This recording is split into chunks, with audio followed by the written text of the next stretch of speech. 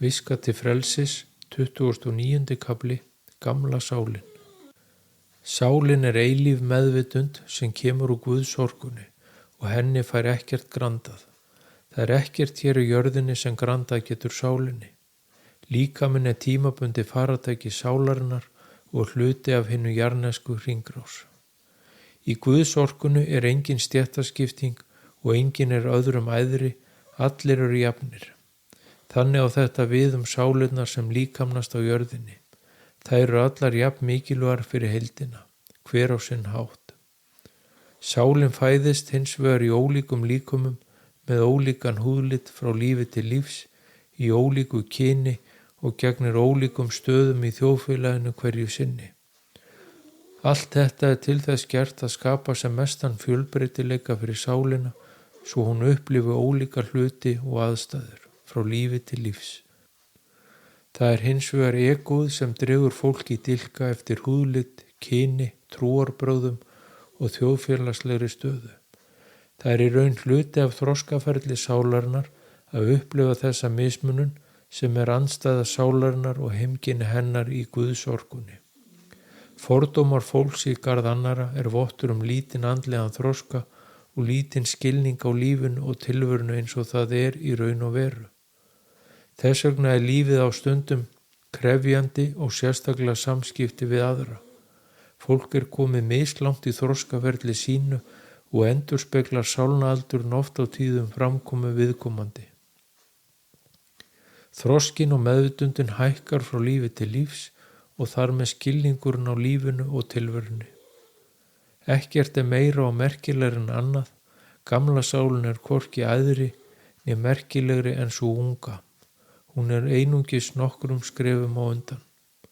Sálin velur sér persónleika og einkenni eftir aldri sínum. Unga sálin er framfærin og ákveðin sem eru verkfæri hennar til að ná frama í lífinu á meðan gamla sálin er orðin værukær og róleg og kýs að vera í ró og næði úti í náttúrunni. Þegar sálin er orðin gömul og komin á síðustu líf hér á jörðinni, skynjar hún og meðtekur að hún er hluti af öllu sem er og er hluti af einingu alls sem er. Þá byrjar hún að sjá yfir greiningar á húðlit fólks, kyni, trúarbrögðum, stétt og stöðu. Gamla sálin byrjar að skynja sálina sjálfa og hún sér heildarmyndina í lífinu og tilverunni. Því er hún góð og þægileg í samskiptum við aðra. Oft á tíðum virðist gömul sál vera löt í sínu jarðneska lífi því frægð og frami er ekki lengur keppikefli, heldur að fá að njóta lífsins, skoða náttúruna og fólkið í kring. Hún hefur yfirsýn og hefur gaman að því að skoða annað fólk og sjá hvað það er statt í ferlinu. Hún hefur gert upp sínar skuldir við aðra og er byrjuð að takast á við sjálfan sig og sitt innra eðli.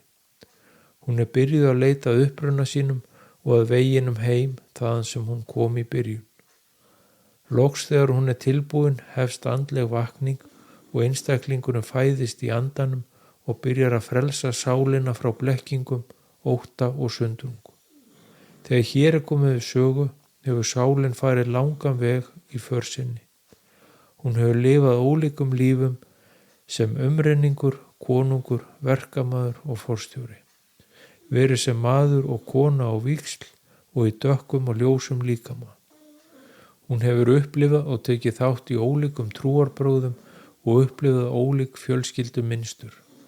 Alla þessa reynslu og upplifun tekur sálin með sér inn í Guðsorkuna og reynsla hennar verður reynsla heildarinnar. För sálarinnar hér á jörðinni er krefjandi skóli og stundum eru verkefnin sem sálin gengur í gegnum óbærileg og virðast óyfirstíganleg. Vertu ávallt hugrakkur og staðfastur og leystu þau verkefni sem til þín koma. Þau eru til þess gerð að þroska þig og hjálpa þér upp á við og að lokum myndu uppskera árangur erfiðisins.